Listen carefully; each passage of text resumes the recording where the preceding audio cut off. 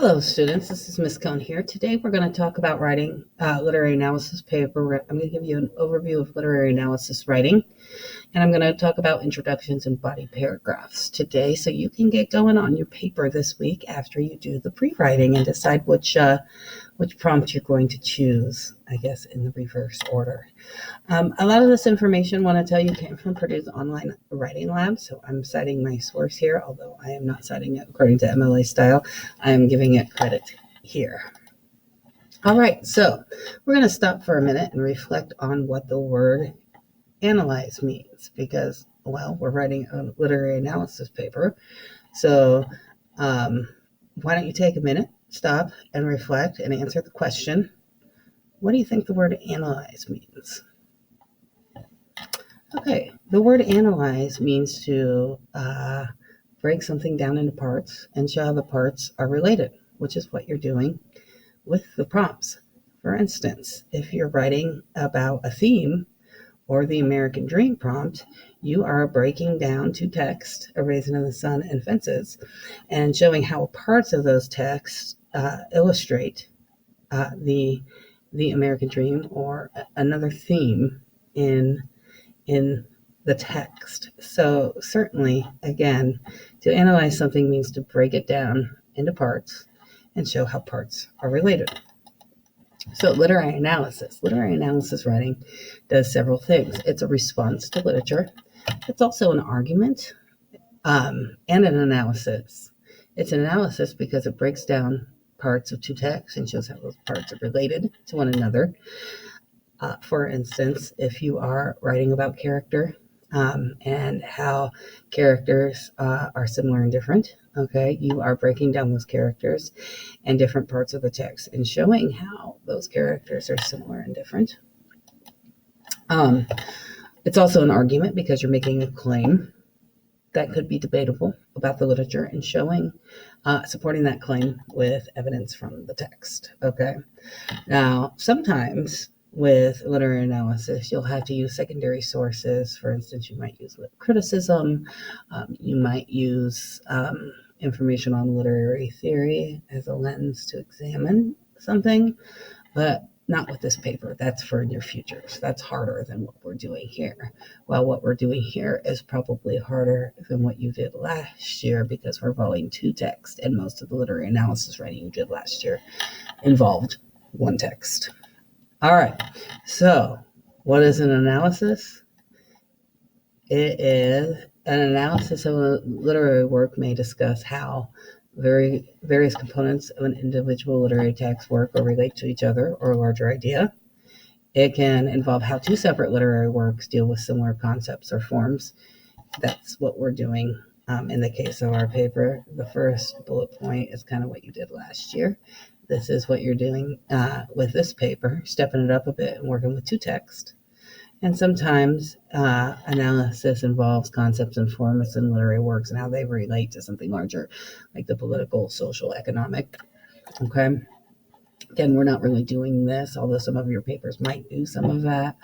That's more for involving further research on literary works. Okay. How is literary analysis an argument? Well, you're going to make a claim about the literature, okay? And you are going to make a thesis, which makes a claim about the literature and certain attributes of the literature. And you're going to defend this point with reasons and evidence drawn from the text. It's something that's debatable. Someone else might say, well, I don't really see that in the text. So again, a thesis for literary analysis is really also a form of argument.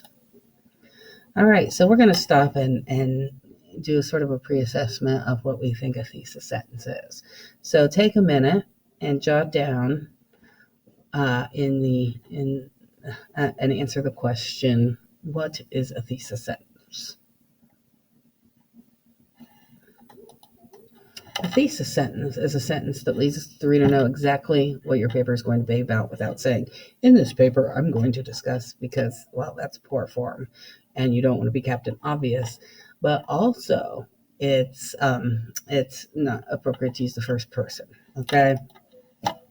A thesis sentence is a sentence that responds directly to the prompt, and you have 5 different choices for this paper to respond to. You're going to choose one of the prompts, and you're going to directly answer the question.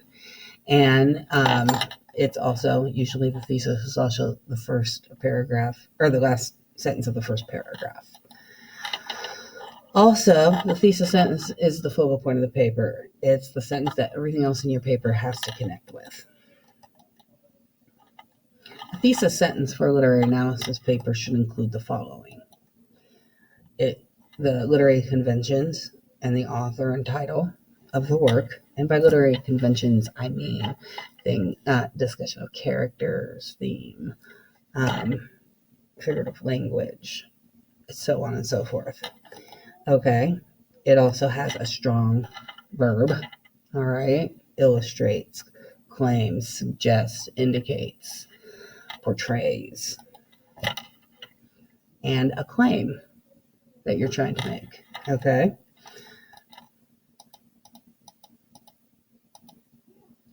All right. So if we're writing to one of those prompts, I've got examples to all of the prompts here except for one of thesis statements.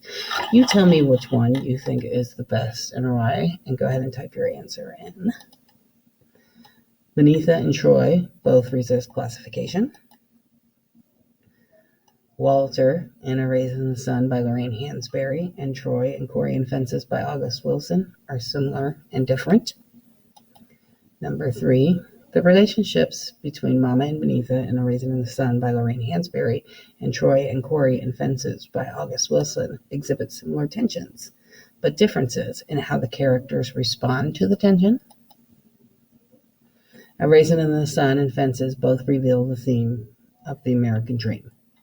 Take a minute, just give me a number, tell me which one you think is best and why.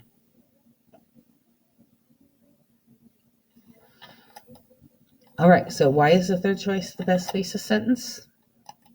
The third choice is the best thesis sentence because it does more than just restate the prompt. It is specific and makes a specific claim about the text that can be supported with evidence from the text. It shows depth, insight, and a level of sophistication. It has all the components of a thesis sentence for literary analysis. And really, it gives the writer some work to do. Okay, your thesis sentence for a literary analysis paper should give you work to do. Okay, obvious thesis sentences don't give the writer work to do. You need to do some thinking work with this paper, and a good thesis gives the writer work to do.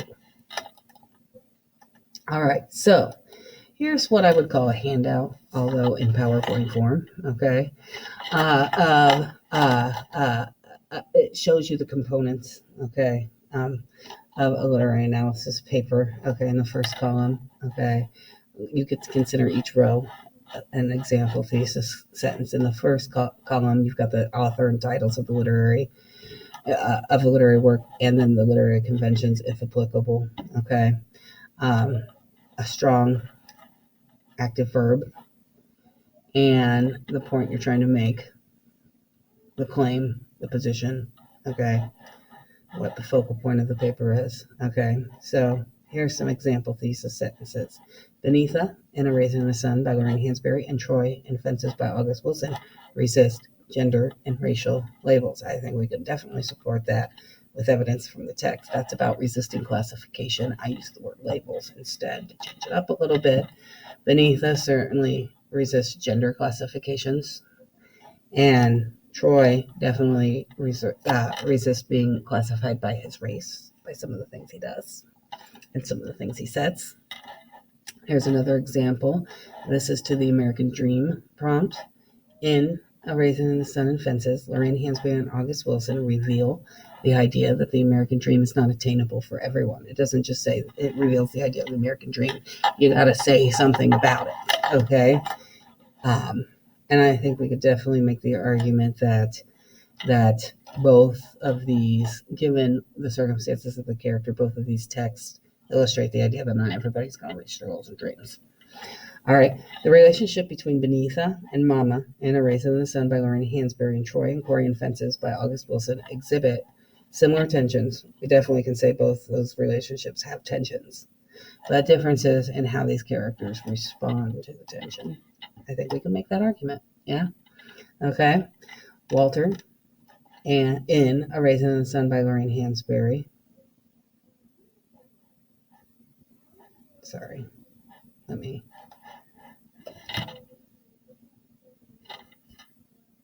And Troy in Fences by August Wilson demonstrate similar feelings of failure. We can definitely argue that Walter and Troy both demonstrate feelings of failure and respond to those feelings in similar and different ways. Yeah, they both turn to alcohol, but in some senses, Walter doesn't respond with physical abuse, but Troy does. There are other things they do that we could argue that they're responding to their feelings of failure in similar and different ways. So again, these kinds of thesis sentences, each row, not column, each row would represent what you need for a thesis sentence, and each row represents a thesis sentence that would give the writer work to do. All right, here's a list of strong verbs. If you click on the link, okay, you can see that there is a list here. If I scroll down, there's a list of active verbs. Particularly, here's some good ones for some literary analysis papers. You go to this list, okay, to get strong verb, okay, for your thesis or for your topic sentences, okay. So there's a resource for you linked to the PowerPoint. All right, so what else goes into an introduction besides a thesis? You got to have a lead-in statement that brings the reader into the idea of your topic. So whether it be resisting classification or the American dream or the idea that despite the arguments that family has, they support each other. Or whatever it is you're writing about, yeah, you need to bring the reader into the idea of that. Okay, broader than the thesis. So you kind of think of a introduction as an upside down triangle, where you start a little broader and then you get more specific. You also need to bring the reader. Then you need to tie in the lead-in statement to eventually work your way into bringing in the title of the works of literature and the author studied. Okay, keeping in mind the first time you mention a literary work in a paper, you need to mention their first and last name, and then after that, you just use their last name, because August Wilson is not your BFF. You should not call him August. Call him Wilson after the first time you mention his name. It's all right to use authors' names more than once in an introduction, because I definitely want authors' name and authors' names and titles of works in the thesis as well. And then you're going to give a brief overview of the work of literature discussed. Think of it as a little bit of a plot summary, not more than a couple sentences, that should be focused on the idea of your paper, whatever position you're taking. It should be sort of a summary through the lens of that focus, and then your thesis, okay?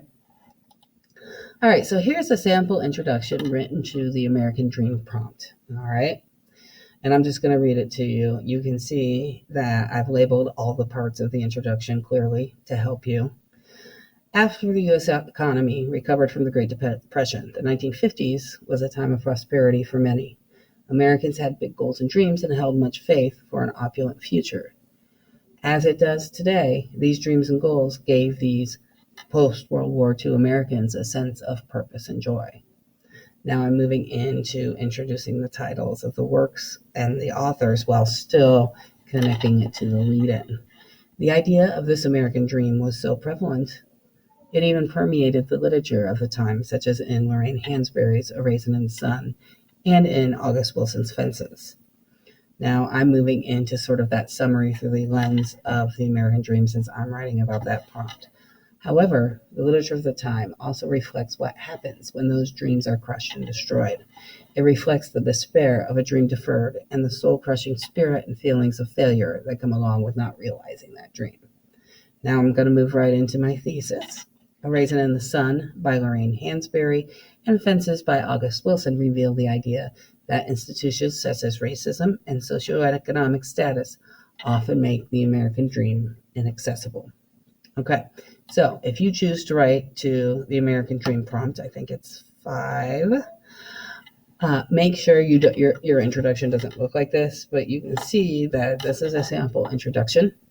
Brings the reader into the idea of the American Dream, makes it applicable to today, has the components, introduces the title of the work and the author through the lens of the American Dream, summarizes the text in relation to the thesis, and then gives the thesis. All right, how do you support a thesis statement? Well, you gotta have examples from the set text, summaries of scenes, and direct quotes from the text. All right. Other critics' opinions sometimes helps us support some of the claims we're making. We're not doing that with this paper, but it's probably coming. Okay. Down the line in your career, historical and social context not required of this paper. Again, that would require extra research, okay? But again, that's coming down the pike eventually in your futures. All right, what does a body paragraph look like? All right, what do you got to have for a body paragraph? Take a minute, jot down what you know about body paragraphs in terms of what you got to have in a body paragraph, and we'll talk. All right, a body paragraph should have a topic sentence. This is kind of the thesis of the paragraph. It should connect to the thesis. All right. It also puts the part of the text you're writing about in context. So it puts the evidence in context. Now, you can assume that your reader has read both A Raisin in the Sun and Fences, okay? The reader of your paper. But you got to remind them and bring them into the part of the text where your evidence is. Then you got to have evidence to support the topic sentence, the claim you're making in your topic sentence. It's a discussion of direct evidence, quoted evidence from the novel, okay? And then an analysis of the evidence. You've got to discuss what it all means to tie the evidence to the topic sentence in the thesis, okay? So then the analysis says, this is how this evidence, yes, supports this thesis without saying it like that. All right, so body paragraph. Here's an example one, all right? And I've got the parts labeled. The yellow is the topic sentence. One way Hansberry illustrates the concept that not everyone can realize the American dream is in Act 3 after Bobo tells Walter their plan to get the liquor license has foiled. Okay, so that's the topic sentence, all right? In Act 2, Scene 3, Bobo comes to the younger's apartment to tell Walter that Willie Harris has taken the money they were planning to invest to buy a liquor store and disappeared. The entire Younger family is devastated by the news. Now notice, I am summarizing what happens in the play. So I've got to use an in-text citation with author's last name, and page number or page range, okay? Because these ideas for my writing came from this part of the text.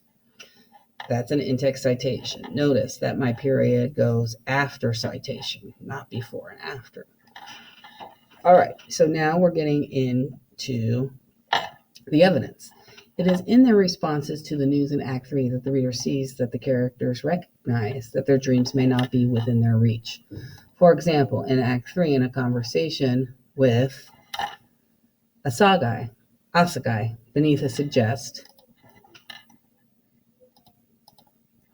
that she has lost faith in accomplishing her dreams for the future. In this scene, Benita expresses to Asagai, and here's my direct evidence. Don't you see? There isn't any real progress, Asagai. There is only one circle that we march in, around and around, each of us with our own little picture in front of us, our own little mirage that we think is the future. And again, since I'm taking this directly from the text, definitely have to cite it, all right? and quote it. All right. And now I'm moving into my analysis. I'm showing how this evidence connects to the topic sentence. It is in these lines that the reader, and the thesis, sorry, it is in these lines that the reader sees Beneatha has recognized that her dreams for the future may not be actualized. It is here the reader knows that Beneatha now perceives that her race, gender, and socioeconomics, among other things, or among other obstacles, could interfere with her achieving her goals and dreams, as she is coming off the shock of Walter losing the inheritance money to Willie Harris. She recognizes that she may just be running herself in circles in trying to achieve her dreams. She even suggests to Asagai that she may give up on her dream of becoming a doctor and has lost hope. All right, so as you can see, all right, the yellow is the topic sentence, the green is the context scene summary, the blue is the evidence, and the pink is the analysis. All right, so I want you to stop and reflect here for a second and answer these questions. Which part of the body paragraph should be the biggest and why? Which parts of the body paragraphs should be cited? Go ahead and type that in the box. And you can tell me, as far as the second question, which parts of the body paragraphs should be cited? You can tell me yellow and green, green and pink, blue and green, whatever colors. Or you can say the actual part. Same with the first question. If you want to just tell me the color, that's fine, but explain why you think it should be the biggest part.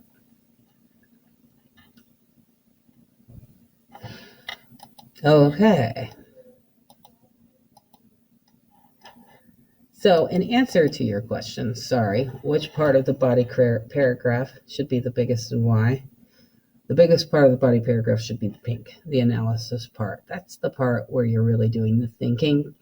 That's the part that comes from you, really. And that's the part where you're showing how parts are connected to the thesis. Yes, that's analysis. We're breaking a text down into parts and showing how it's connecting to the thesis sentence. All right. Which parts of the body paragraph should be cited? Well, it would be the green and the blue, which would be the scene summary and the evidence, because those are the parts where the ideas for your writing there come from someone else. Okay, so you have to cite them in text. Author's last name and page number or page range, period, after the parenthesis. All right. All right. If you were writing this paper, then where would you go next? Let's say that was the first body paragraph. You might choose to show how another part of A Raisin in the Sun illustrates the theme, or you might choose to move on to discussing fences.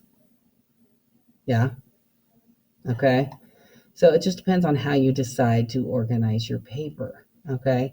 You have to think in terms of when you think in terms of organization, you have to think in terms of am I going to do a couple paragraphs on A Raisin in the Sun and a couple of paragraphs on fences, or am I going to do a paragraph that includes both, or am I going to go back and forth? So I cannot dictate necessarily an exact organizational structure.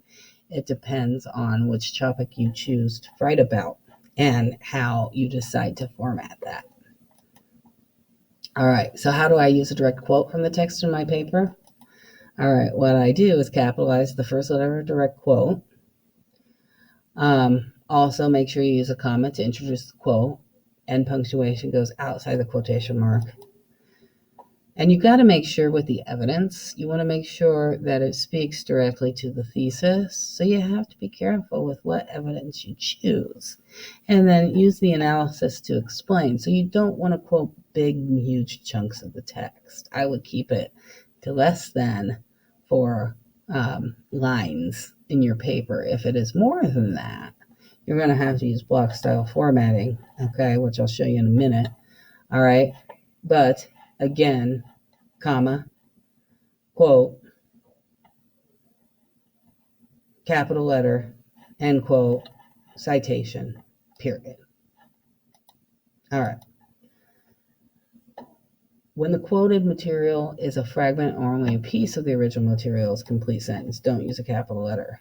For instance, all right, so if we've got an indirect quote here where it's weaved into the context of the sentence, it's not a complete sentence. You don't use a capital, you don't use commas, you weave it into the context of the sentence. Although Mr. Johnson sees odd happenings on the farm, he states that the spaceship, indirect quote, the word that kind of tells you that. These are the lines taken directly from the text, so we're quoting them. And then author's last name, page number, or page range, inside parentheses, period. If a direct quotation is interrupted mid-sentence, don't capitalize the second part of the quotation. Also note the comma usage in the example. So, I didn't see an actual alien being, comma, Mr. Johnson says, comma, but I sure wish I had. This is a continuation of this, so we don't use a capital letter here. Okay, we do use a comma there. We do use a comma again to introduce the second part of the quotation. That is a continuation from the first part of the quotation. Author's last name, page number, period. All right. What else do I need to do to remember about quoting and citing? All right. Don't leave a quote or paraphrase by itself. You have to introduce it, explain it, and show how it relates to your thesis.